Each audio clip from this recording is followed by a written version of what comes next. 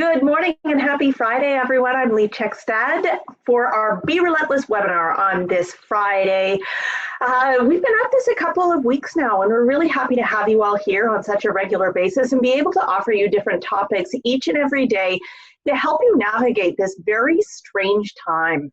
We had Todd Shayak kick us off on our first day about a week and a half ago, and we're happy to welcome him back today because he's going to introduce our two guests today, which have a very important topic to discuss and to share information with you. So Todd, I'll hand it over to you this morning. Thanks, Lee. Really appreciate it. Good morning, everybody. Hopefully everybody's safe and sound in your own home, and you're properly distancing yourself from people when you're in the grocery stores. And it's a very strange time, to what Lee was saying, and we're hoping that everybody can get through these times and be very healthy and happy and keep their families close and be of service to your community. With that, I have the distinct pleasure of welcoming to our daily call two presidents, the incoming president of CREA and the outgoing president of CREA. And what's really special about these two guys is they speak from a national perspective, but they are also very local. They're typical realtors, and they're typical in the sense that they really give back to their community, and their community is the realty community right across the country. Jason Stephen, the current president of CREA, happens to be a realtor from New Brunswick. Costa Poulopoulos is a broker from London, Ontario. He's the incoming president, and you're the incoming president in less than 2 weeks, Costa. Is that correct? April 21st is we're close to just over 2 weeks. Wow, so it's coming up. So Jason, as your swan song, you're leaving the president's chair in rather interesting times. So if you would, Jason, kick us off and give us kind of what your view of the world is and what the three things that you're really seeking to communicate to our audience today are. Okay, Todd, thank you so much. I just wanted to let everybody know I'm a very humorous person, and I inject a little bit of humor. And for all the people that said that I'd never forget my year as CREA president, I'm not entirely sure I knew what they were talking about, but now it's become abundantly clear that they were exactly right. I'll never forget this year of my life. I also want to provide a message of hope and optimism. As a national president of a trade association, and as I've been able to see from coast to coast this last year, there's no better profession out there than realtors, in the resiliency of realtors. And you know, we are in uncertain times. There's no question. And with that uncertainty, we have to draw on hope and look at the positives that are in our lives. And so for that, I hope everybody out there is staying well. I hope you're protecting your community. I hope you're heeding your advice. I believe that we're in a situation where our business has been deferred and postponed, and we were kind of last in. And I think that with the economic footing, we're certainly going to be first out. I think what we're here to talk to you about and to try to bring some highlights is three key areas that your national association cares to choose as the three main priorities. And they all relate back to the times that we're in. They're the three key priorities that drove us this year, but it's interesting that they're the three key priorities that are going to help us in this uncertain time. One is advocacy, one is reputation, and one is the technology piece. So I think we're going to provide a bit of an update for Todd, you and your brokers and your realtor members on what the National Association is going to do. And I'll just end by saying this. We understand the problems you face. I live them. Costa lives them. James Mabey, who is a broker in Edmonton, is on our national board. Kim Heisman is a president of her local association on the West Coast in British Columbia.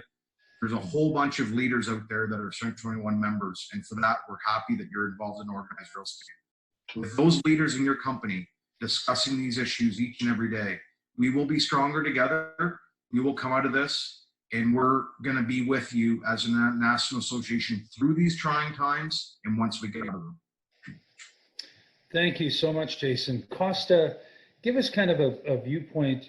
As Jason says, we're all living through this together and we're all dealing with it as best we can. What, from a broker's perspective, and coming into this president's chair that you're going to be occupying soon, tell me what you're viewing and what you're thinking about as we go through this.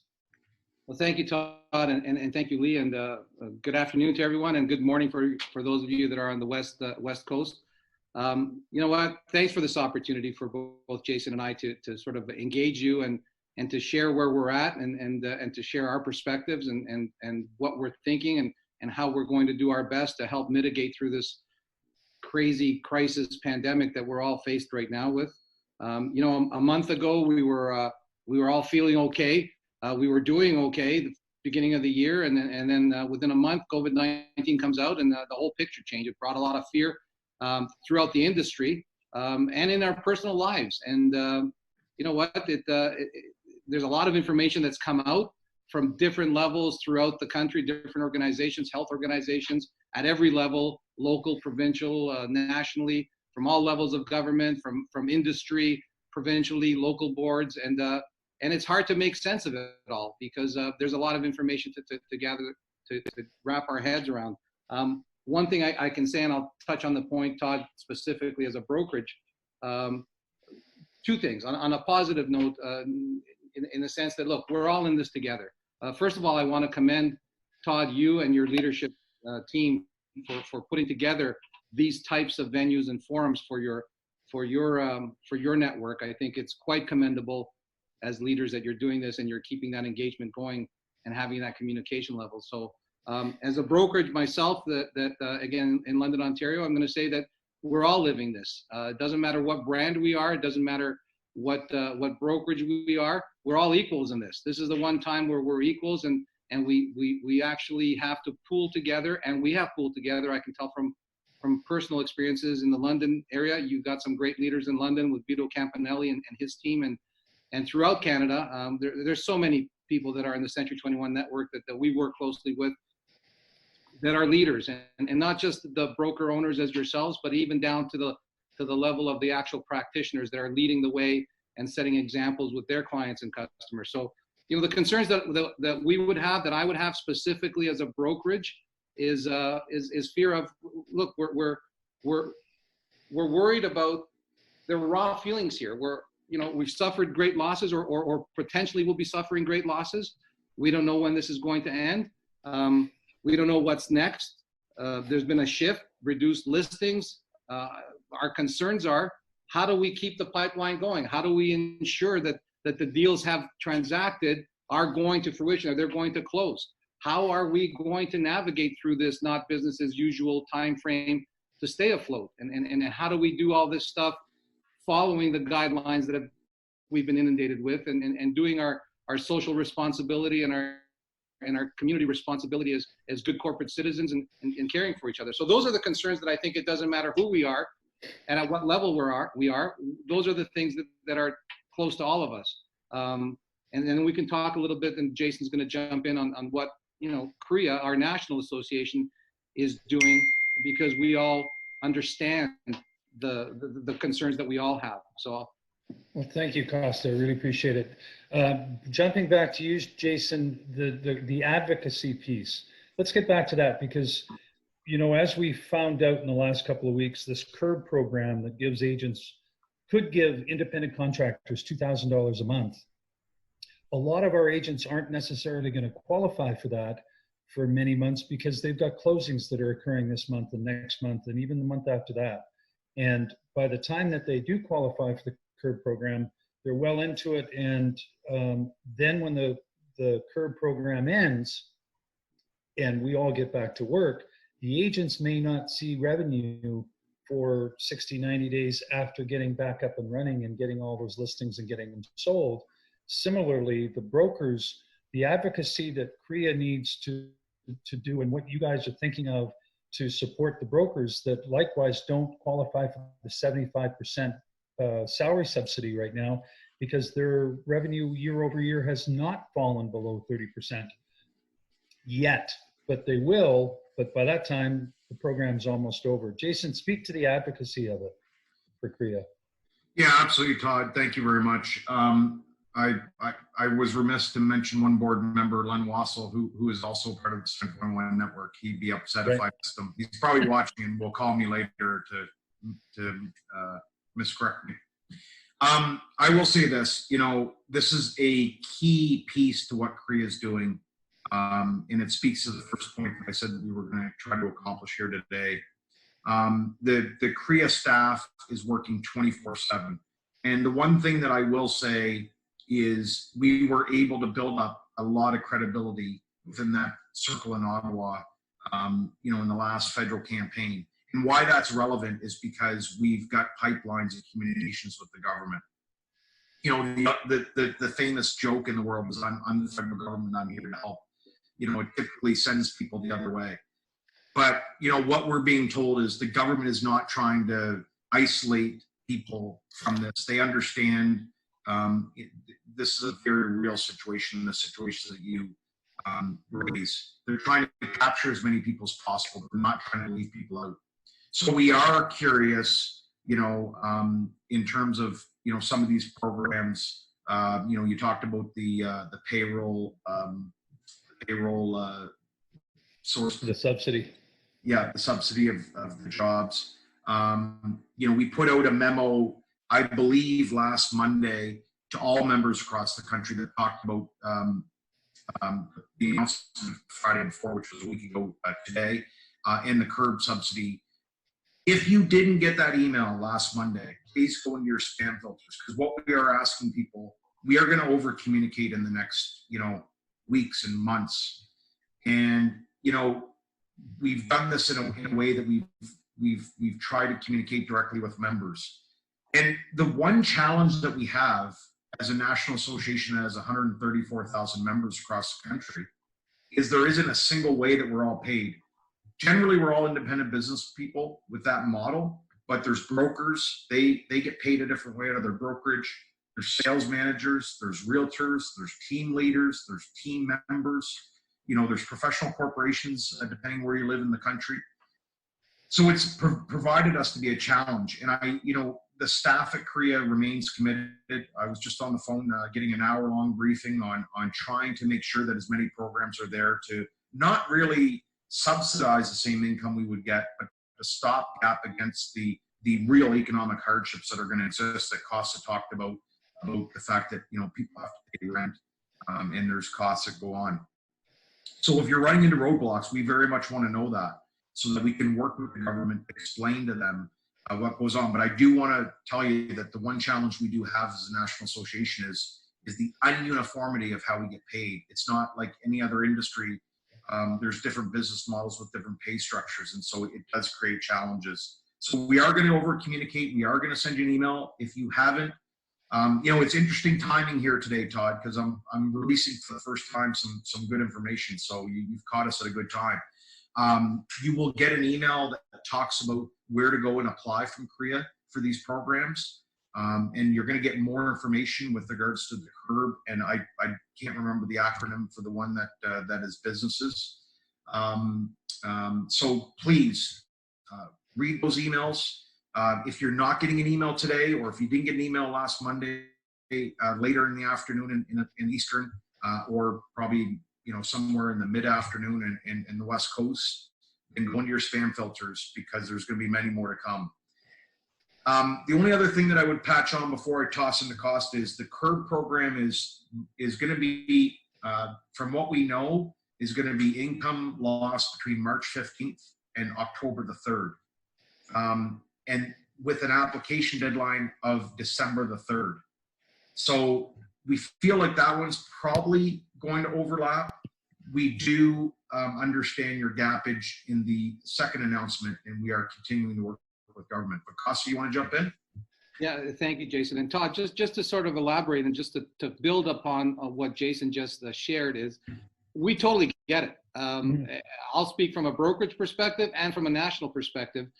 You're right in what you said at the onset, Todd. A lot of these may not, by the time that they kick in, because we have closings that are pending that were written in January and February, we may not fall within the parameters of these programs. And I guess the the answer to that, the short answer is, look, these are well-intended programs from government. This is such a fluid and an ongoing situation. It's such a moving target, and it changes daily, and sometimes it changes hourly based on new information that comes out from all the health public bodies and everyone in government, and they're trying to adapt. They're well-intended programs, and sometimes these programs are ready, fire, aim, and they miss the mark because they need to get it out there. And so our job at the national level, and Jason's touched on this, is to look at that and say, well, wait a second, great program. Unfortunately for us, for our industry and our profession and our broker owners and the people that are across the country may not apply. So we're going to keep pressing to make sure that those tweaks are in place. No guarantees. The only guarantee that we can give is that we're going to be monitoring it and working hard and advocating and pressing the issue to say, hey, the big gap here of Canadian citizens and the business owner operators have fallen through the gap on this. Can you revisit this? And so that's our guarantee and our promise that we will keep pressing so that we can sort of encompass those that maybe have fallen out because of the nature of our profession.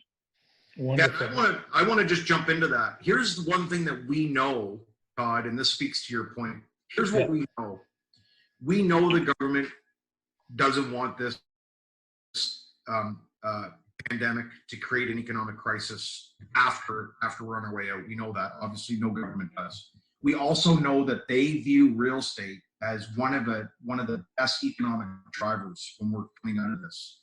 And so it's not in their interest. I used to work in Ottawa. I used to work on Parliament Hill. It's not in their interest to suppress that, something they're going to need on the way to this. And so, I can tell you that these programs that Costa's talking about, he's entirely right. He hit it dead on, probably more eloquently than I did.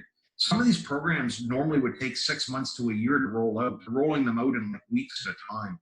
So I think the only thing I would say is, put the challenge out there in a very positive, solution-based way. If you can let us know, Todd, through your channels, maybe the brokers feel better to report back to you, and then you can report back to us. We want to know these gaps. To say that we're going to get everybody is going to be difficult, but there are some gaps, and we understand that, and we've got a great team of staff people that have worked, far beyond what a normal work week would be. Because when the Prime Minister's office calls, you go to it. That's great. Thanks, guys. That covers off, I think, something that's very important to everybody on this call. And I know that you guys and CREA are working hard. I corresponded with Michael Bork this morning and was on the phone with him last week. And I know he and his team and you guys are working hard for us, which is great. Let's jump to the realtor reputation part of what CREA is doing. And Jason, you could start, and then I know Costa, you're on the ad committee, and you can talk about where we're going to double down soon. But Jason, tell us what CREA is doing to help the realtor reputation. So we've done some different things, and I'll touch on directly what we're doing, but we're asking people to really maintain that professionalism through this. They are challenging times. We're asking people to, please adhere to their health concerns. Because on the way out of this, we don't want our realtor brand to be damaged with people that may be pushing the envelope. We've done some different things on the tech side. We can't mandate how to run your business, but we've taken down the ability to advertise an open house on realtor.ca. And we're just asking people, to really be true. We're all community leaders, and that's the piece that I talked about earlier. Is we're all leaders in our community. People are looking at us, and let's be the model moving forward. And we're going to be here on the reputation side. We're about to at our AGM, we're going to talk about strengthening the realtor code and bringing real meaning around being a realtor and a practicing community leader. And so, we're here for you. And I'll toss to Costa, and he's going to talk about what the National Association is doing to enhance our national brand coast to coast. Thank you, Jason. Yeah. Thanks, Todd. So yes, the reputation part is a very important component, not only now as we're going through this pandemic, but when we come out of this pandemic, we want to make sure the reputation's intact. And look, this is a very polarizing, you know, there are, I'm sure within the Century 21 network, brokerage to brokerage, broker owner to broker owner, you know, there are some nuances and protocols and showings and how in each province they're handling it. And it could be very divisive, but I'm going to tell you that the vast majority of members and brokerages and every brand it takes this social community responsibility very seriously, and the health of their members and the community at large. The problem is there are a few, not many, a few reckless people out there that are practicing in a reckless way. That's not the majority, and we want to make sure that it's not the very small minority that are being reckless that paints the entire profession, not brand, but profession of realtor with the same brush. I mean, look, it's been amazing to see in London and in other markets that we're in, how we have shared best practices because we're equal in this. We're actually sharing best practices. This is what we're putting out. Doesn't matter what brand we're in. We're helping each other so that we can enhance and continue to enhance the professionalism of the realtor community. So that's job number one. We did put out an ad, and yes, I was on the ad committee, and you know, it's completely changed focus, and many of you may have seen it. If not, Todd, we're going to send you the link that you can share with the group. And it's not a salesy ad. We ran it for 7 days, and the rationale behind it was, you know, I mean, this just broke, the pandemic broke, the state of emergencies throughout the provinces in the country were coming on, and we had we ran them for 7 days only because if we didn't run them for 7 days, and they're not salesy, there's a bit of humor to them. It's the one with the dollhouse and the dog, and they're actually okay. The professionals that helped create these ads said, look, we're not going to run them on the TSNs and the sports nets and all of this stuff because there's nobody watching those channels. We do have a cancellation contract that if we cancel, we have to run 7 spots. And if we don't, it's going to be close to $1 million in a penalty that we thought, you know, it's crazy to kill $1 million. Let's save that money because the time's going to come when this is over. And we know it's going to be over. We just don't know when. And the messaging is, look, business isn't over. It's just been paused. And it will come back. And so transactions aren't lost. They're just delayed for a bit. And when they're coming back online again, and when the consumers have the confidence and they're coming to us as their trusted advisors, then that's when the National Association, when CREA, is going to be doubling down on really hitting the mark in the marketplace to enhance realtors' value. And we're trusted advisors, and we should be the go-to source for all things real estate in this country. Wonderful. We're looking forward to that, and I think doubling down on it and really coming out of this with a slingshot kind of a approach with the surge that will be coming from those transactions that have been delayed. Many of them have not been canceled. Many of them will just simply be delayed. Let's go on to the last piece, Jason, the technology side. Tell us what you're doing with Realtor.ca and what we can expect going forward. Yeah, so you know, that's a great question. We actually, as I said in my last piece, we pulled down physical open houses, and so what we've done, and happy to announce, probably for the first time publicly, you know, our board made a decision to pull down open house advertising. Some boards and associations across the country had asked us. We didn't have a policy, so we pulled it down. We built up a platform to do virtual open houses. So the platform didn't exist. So all within about a week and a half, we built up a platform that, you know, will continue beyond this time. And it will, you know, be, you know, Instagram Live, Facebook Live, YouTube Live. These are now, you know, parameters whereby you're going to be able to go in and upload, you know, a virtual time of your virtual open house, you know, in terms of a specific time frame, and then the public can go in by Realtor.ca and take a look at the open house. You know, we've added. It's interesting that we got into this space because prior to this pandemic, we added more virtual companies, you know, than ever before that correlated to Realtor.ca. But now this virtual open house piece is one that we're really excited to. So I think it's going to be somewhere the first of next week. look for a notice from your board and association and or CREA talking about the ability to upload a virtual open house to realtor.ca. And it's one of these things that we saw an opportunity to support our members through the adaptation of technology that wasn't really there. And we're really excited about this platform. And if there's one website that I would encourage you that if you've not been, it's member.realtor.ca.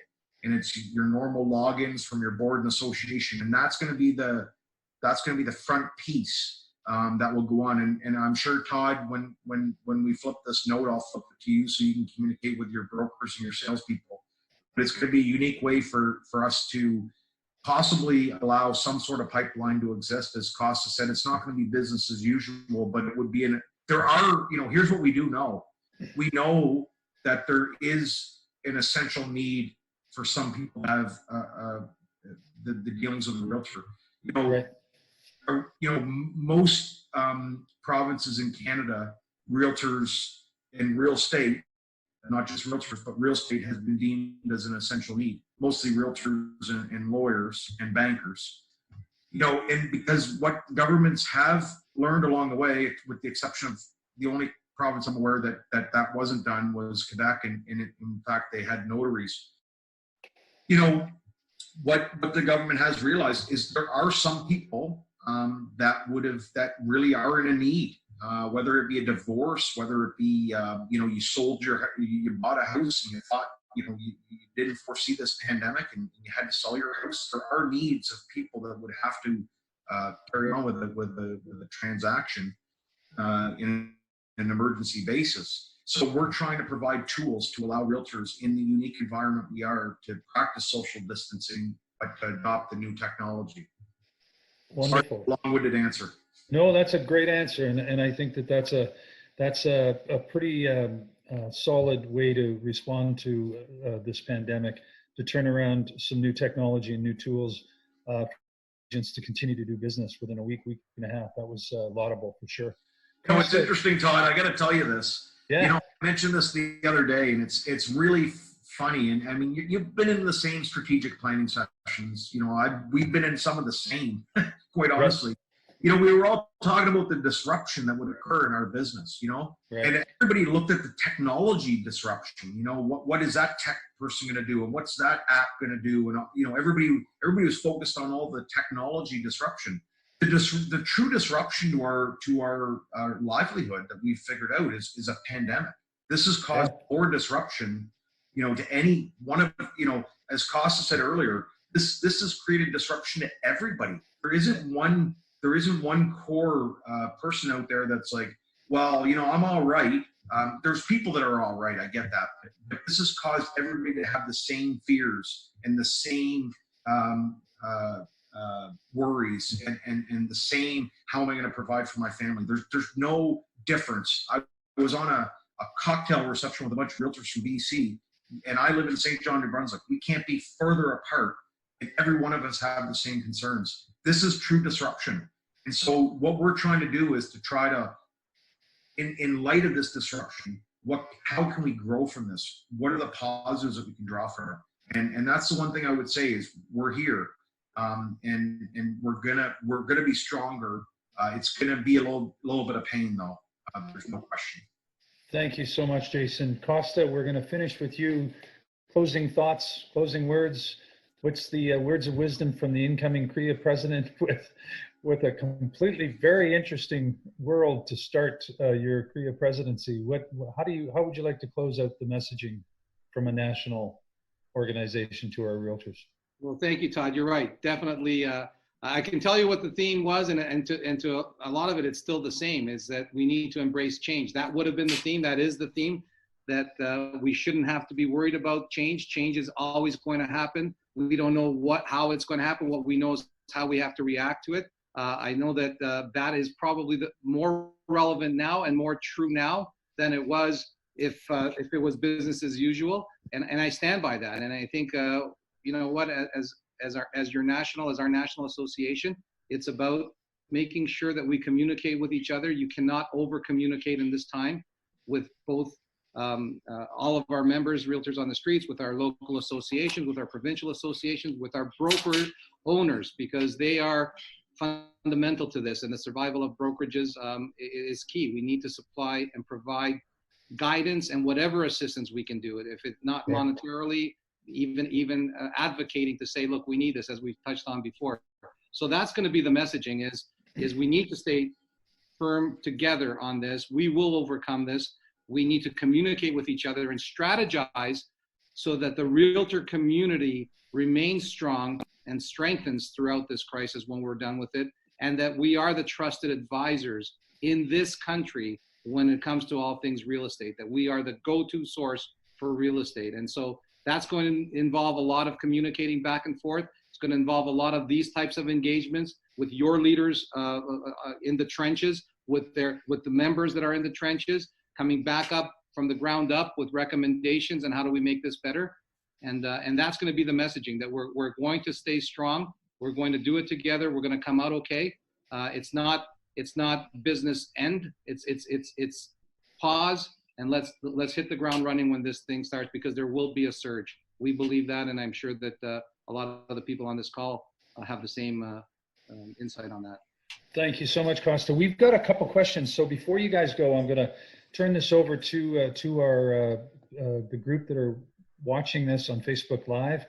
Tassis has a question, and I know we probably don't know the answer to this yet, but I'll throw it out to you guys. The $2,000 per program, are you guys lobbying to try to classify that lost income based on when the deals were written or when they get closed and paid? Yeah, that's a question I could expand on. For us, we have asked for clarification. We're waiting for the official answer. If I was forced into a corner that had to answer that question, I'd have to go with the closed and paid. But we are searching for clarifications, because as Todd, as you understand, the real estate pipeline is months work, pay, months down the road. And, it's fair to say, as Costa's saying, because business isn't as usual now, it's going to affect the pipeline months down the road. So we're looking for a clarification through CRA, and we will communicate that back. But from what right now, it's if any of us were forced to guess, it would be from the time they get paid. Yeah, that's the way I'm reading it right now, which is kind of scares me. Costa. Yeah, up on that, as we mentioned before. I mean, this is the type of stuff that we're going to stay on top of. Right on. And are there any more questions, Lee? You can pipe in if you want to ask the questions, if something's coming through Facebook Live. No, I forwarded them along as that we got them, and we just had that follow-up question. So yeah, so far that we have no further questions at this time. All right. Well, listen, Costa, Jason, thank you so much. We really appreciate it. I know you guys are giving back to your community of realtors with your volunteering to be CREA president. And I know it typically would involve a lot of travel, probably not for a few more months, but we look forward to seeing you guys both in person soon. And again, thank you very much. Lee, do you want to close it off? I sure will. Thank you, Todd. Thank you also to Costa and Jason for the information that you shared today. For everyone else, thank you once again for joining us for this week of webinars. We will be back here on Monday at the same time. On Monday, we're actually going to be taking a bit of a pause and looking back at what some of the feedback and some of the advice we've received from some of our speakers already. And we're going to take a look around the Century 21 Resource Center about all of the things that people have said, do this now, here's how you can keep your mindset strong, here's how you should be interacting with clients. So we're going to show you the Century 21 tools that will help you take and apply that advice. Chloe Ernst will be here from Century 21 Canada. So we'll do a little bit of a review of all the things that our presenters have said, and then show you how to apply that with Century 21 tools. That will be Monday. Throughout the rest of the week, we have someone from the Canadian Franchise Association. We have Doug Thompson joining us to talk about listing presentations. And then on Thursday, David Greenspan will be with us to talk about building mind share during a crisis. We won't have one next Friday because it is Good Friday, but we do have 4 great webinars lined up for next week. Thank you so much all for joining us. I hope you enjoy the rest of your Friday, and have a great weekend. Bye-bye.